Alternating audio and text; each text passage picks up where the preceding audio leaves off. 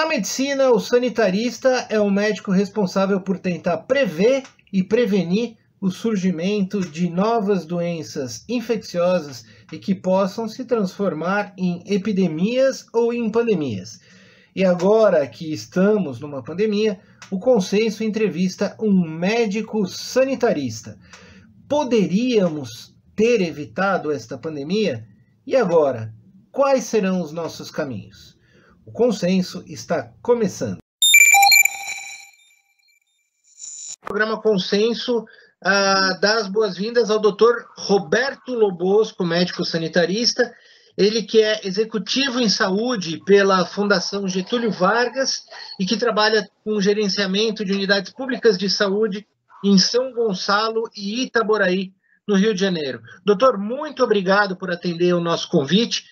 Contaria como é que foi a sua experiência um pouco para a gente, de ter passado pela doença, de ter convalescido da doença, estar recuperado e de agora também ver outros colegas ficando doentes?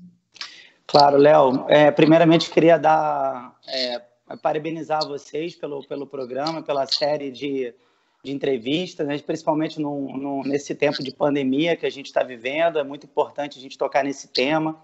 E eu vou passar um pouquinho minha experiência, né? Eu atuo na ponta também, fazendo o gerenciamento dessas unidades de emergência, principalmente em setores com atendimento de coronavírus. Eu acho que diante da demanda, diante dessa pandemia, acho que fica quase impossível nós, profissionais de saúde, não conseguir pegar o vírus, né? Fica muito exposto.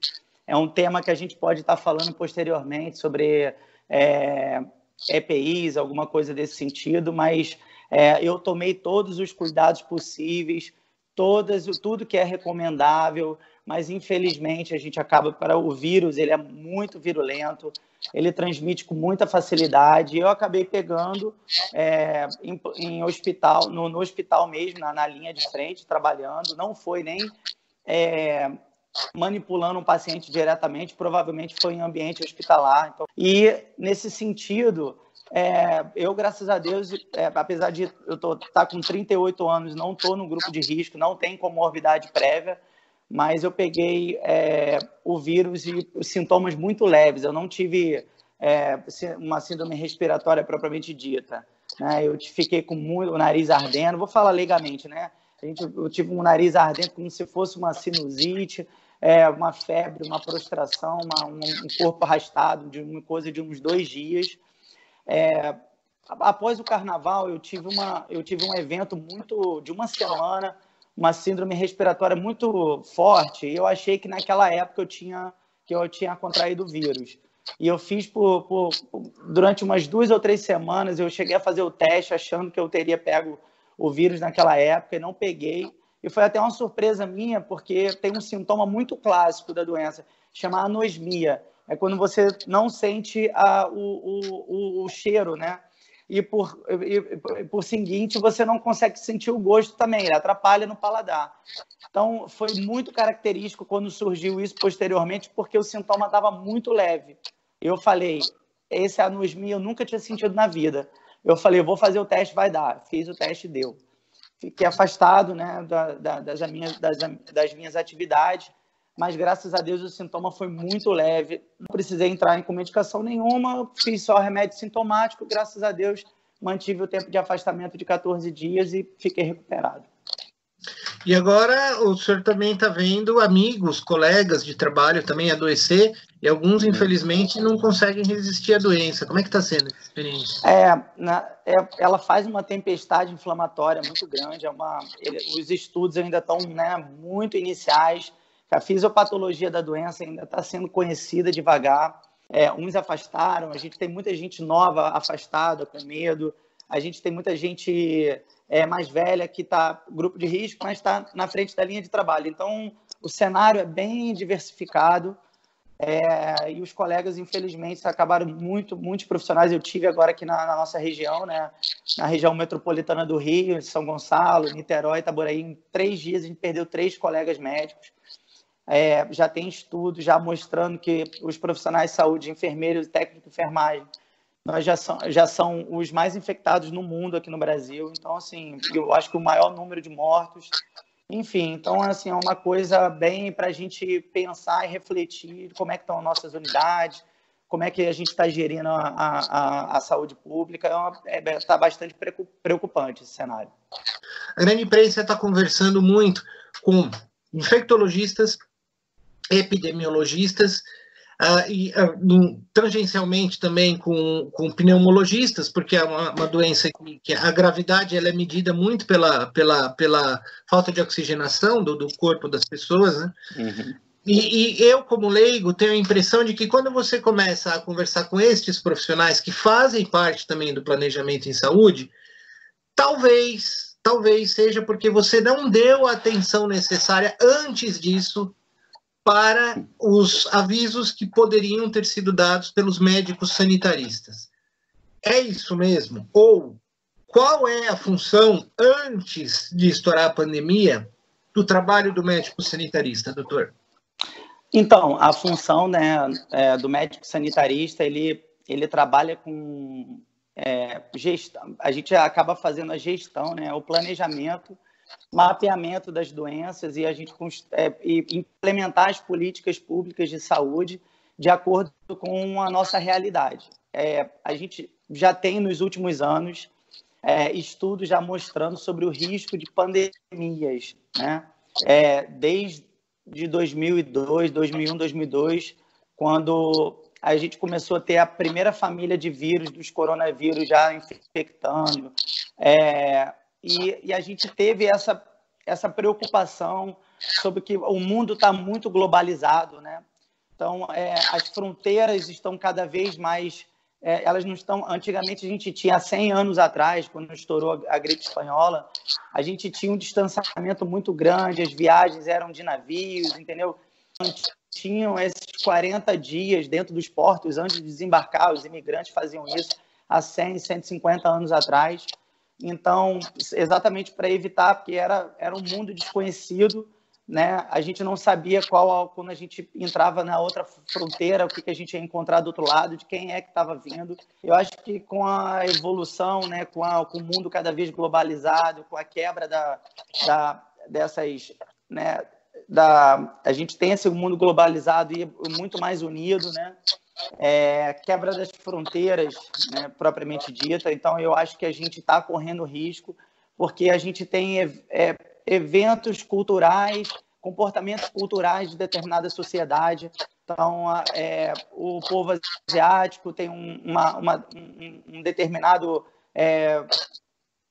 comportamento cultural de alimentação, de manipulação de animais silvestres. A gente pode estar conversando também de alguns temas em relação ao Brasil. O papel do médico sanitarista cada vez é mais raro dentro da sociedade, porque da nossa escola médica, né, o médico sanitarista ele tem sido muito menos procurado, porque o SUS cada vez mais é uma opção, né, para o médico ele trabalhar mais na iniciativa privada. Então, o médico que trabalha no SUS é cada vez mais raro, o médico que está querendo planejar políticas públicas é cada vez mais raro. E eu acho que, nesse tempo, a gente já tinha vários indícios que poderia ter uma pandemia, entendeu? Eu acho que, nesse tempo todo, eu não vi planejamento, realmente, até mesmo na minha área. A gente estuda as possíveis pandemias, o comportamento das epidemias locais, né? Como a dengue, a chikungunya, que sempre a sazonalidade das doenças, a gente faz o planejamento. Eu acho que uma pandemia nesse sentido, eu acho que foi uma coisa nunca vista, eu acho que nem na geração dos meus pais, acho que talvez na geração dos meus avós, eu já escutei minha avó falando sobre pessoas que faleceram de perto dela com a da gripe espanhola, entendeu? É uma coisa de mais de 100 anos atrás. Então, eu acho que o papel está aí, o papel do médico sanitarista é de planejamento de futuro. O que a gente pode fazer daqui para frente para a gente evitar essas pandemias? Então, a grande mídia, claro, tem procurado os infectologistas, que são uma coisa que a gente precisa de imediato, fazer medidas de contenção imediata, mas o papel do sanitarista está aí para a gente fazer planejamento para o futuro, como é que vai ser a nova política de saúde daqui para frente, quais os cuidados que a gente pode ter, enfim, que a gente está vendo aí. O mundo talvez vai começar a ter um comportamento um pouco mais diferente, estava muito mais integrado. Talvez a gente vai ter que ter políticas que, né, que tenham esses cuidados de saúde. Enfim, eu acho que o tema saúde vai ser muito debatido daqui para frente. Bom, nesse momento, essa entrevista está sendo gravada na sexta-feira, dia 30 de maio de 2020. O Brasil está com mais de 27 mil mortos oficiais da Covid-19 e já se discute em muitos locais, aqui no estado de São Paulo, de onde eu falo, por exemplo, uma flexibilização da quarentena. Na sua opinião, como médico, doutor, é o momento, nesse momento, essa é uma discussão válida? O que está acontecendo de maior problema, Léo, a gente tem um problema muito sério de tentar quantificar essas infecções. Está vendo aí números ínfimos ainda, eu acho que dentro da nossa realidade. Não acredito que o número de infectados e de mortos estejam nesse que a gente está sendo divulgado. O número já é discutido aí para a grande imprensa, os números são muito maiores do que a gente costuma ver, né? E eu acho que vale a gente tem testes em massas ainda para fazer, a gente não faz. Eu acho que as medidas, a meu ver, eu acho que essa medida não estaria correta, eu acho que só estaria mais válida se a gente estivesse fazendo uma testagem mais seletiva, uma testagem em massa, ou talvez um isolamento seletivo. Eu acho que liberar propriamente dita, nesse momento que a gente ainda está muito sem saber qual é... A gente não consegue ter o dimensionamento da doença, né? Aonde a curva está, porque você não consegue fazer o diagnóstico. Se você não consegue fazer o diagnóstico, eu não estou vendo a realidade. Se eu não vejo a realidade, eu não posso falar para a população toda para ir para a rua, né? Liberar. Então, assim, e tem algumas pessoas que estão falando já sobre o isolamento seletivo.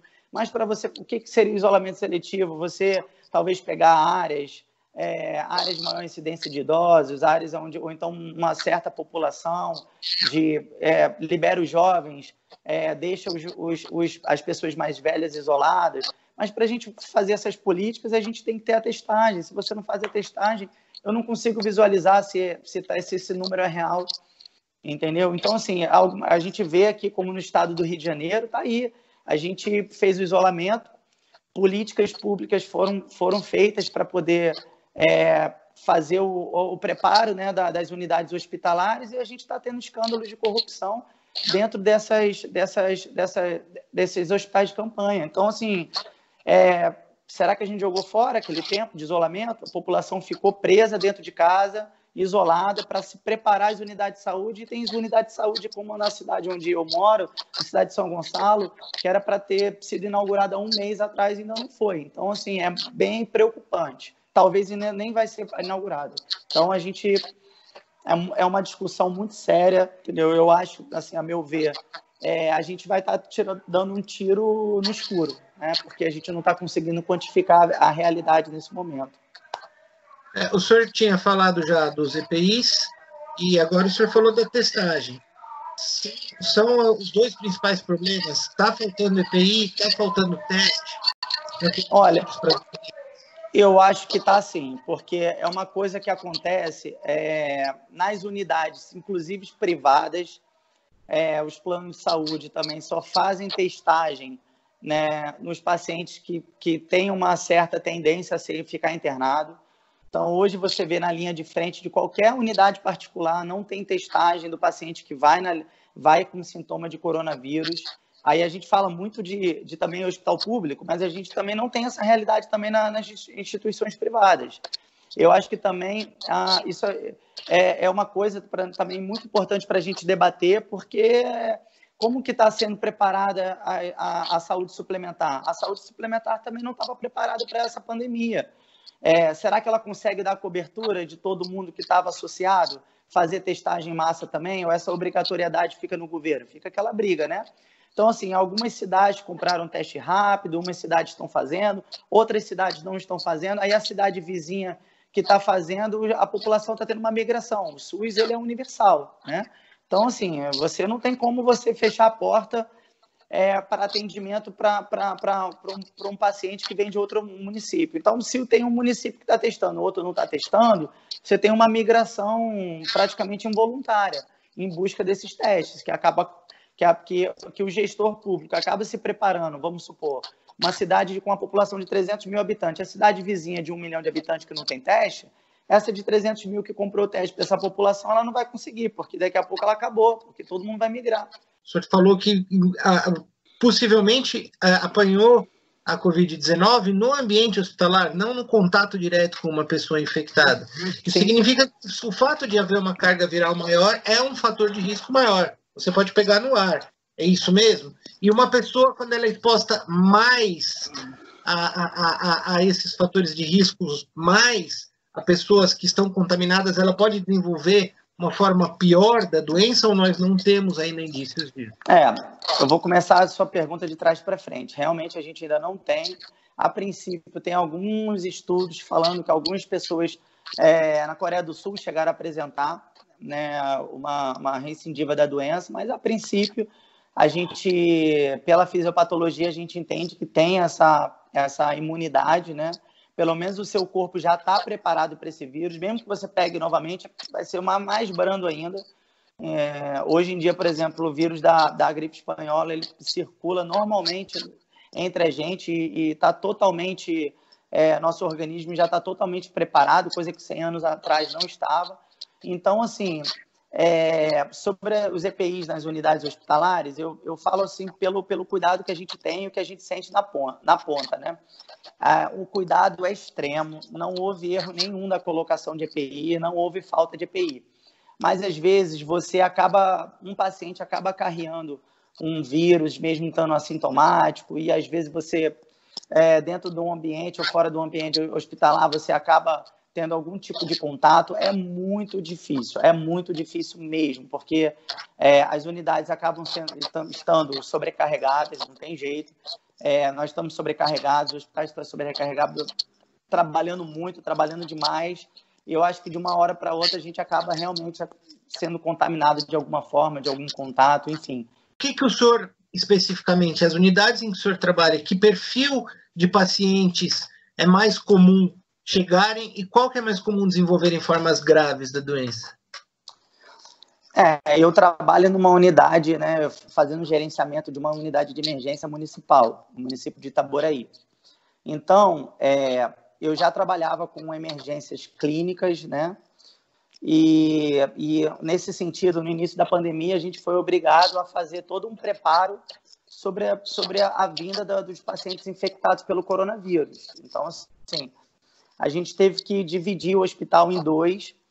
Hoje, o paciente que tem síndrome respiratória entra por uma outra ala, passa por uma triagem totalmente severa.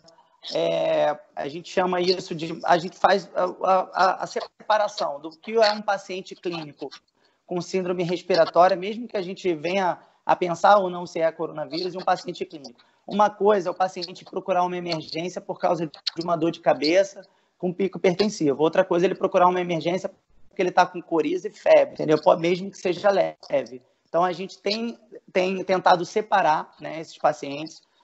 O paciente que tem qualquer síndrome respiratória, ele precisa ir para essa ala de síndrome respiratória aguda, e lá a gente faz uma triagem, onde se passa verifica a pressão, verifica a saturação, verifica a temperatura, passa pelo médico para fazer uma anamnese, né, que é uma coleta de dados do paciente para ver se realmente ele tem esse perfil de ser eletivo para ser coronavírus.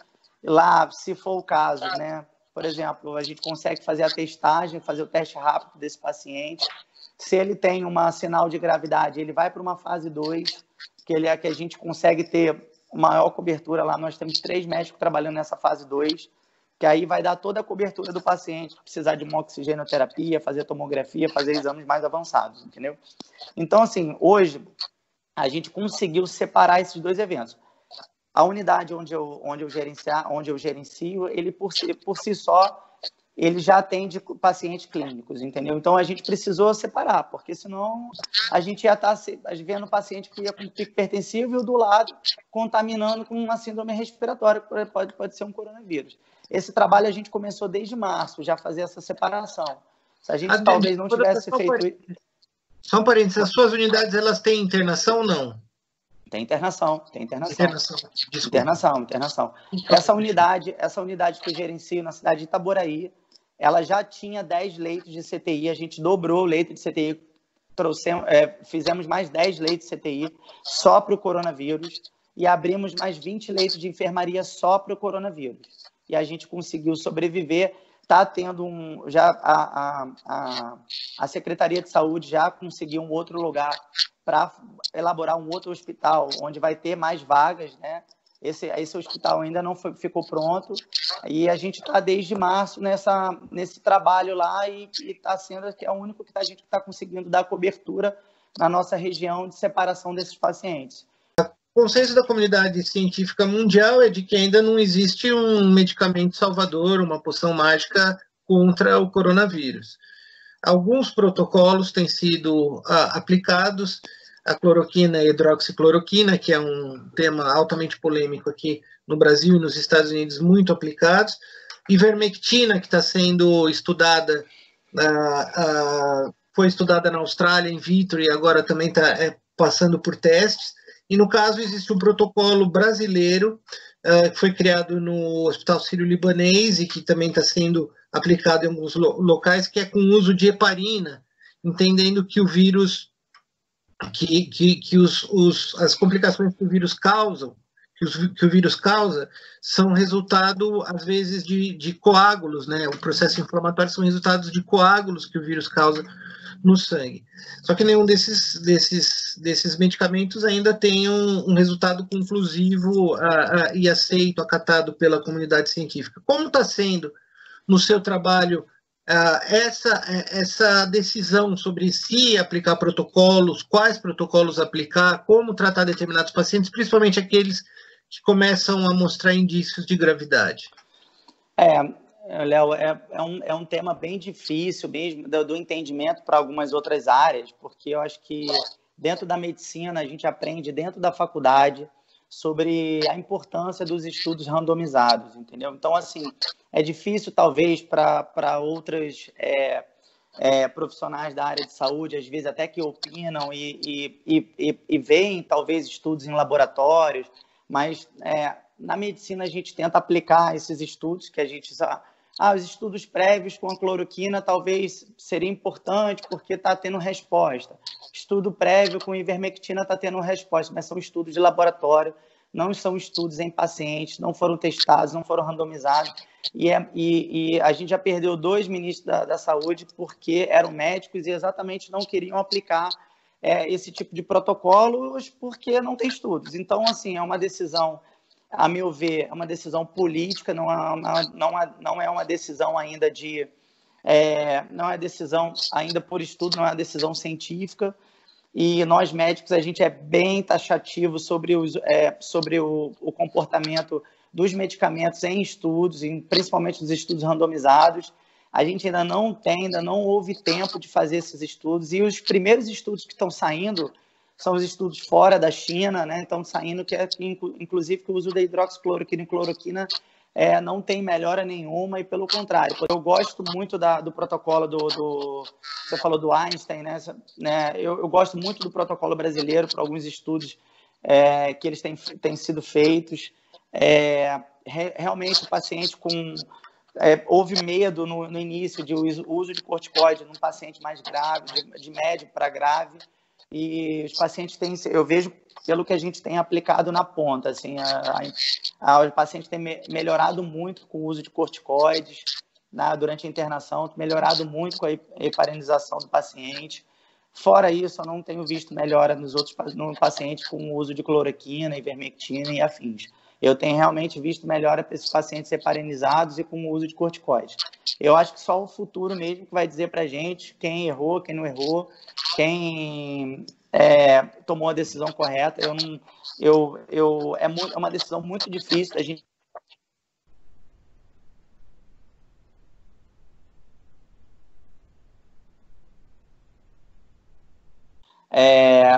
Parece que assim, o médico que passa, dependendo da decisão política, é bom. O médico que passa e dependendo da decisão política, se for contrária, ele vai criticar. Então, está muito polemizado isso, né? Porque aqui no Brasil a gente está polarizado nesses temas. Então eu acho que a gente tem que manter o foco é científico, e eu acho que eu tenho orientado, né, na medida do possível. Cada paciente que vem me perguntar, eu tenho que explicar sobre o uso, o que dá para fazer, o que não dá para fazer, o que tem de contraindicação.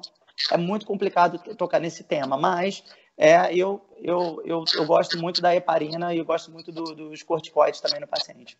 Agradecendo a sua participação no nosso programa, a gentileza em nos atender. Agradeço também aos profissionais de saúde em seu nome, doutor.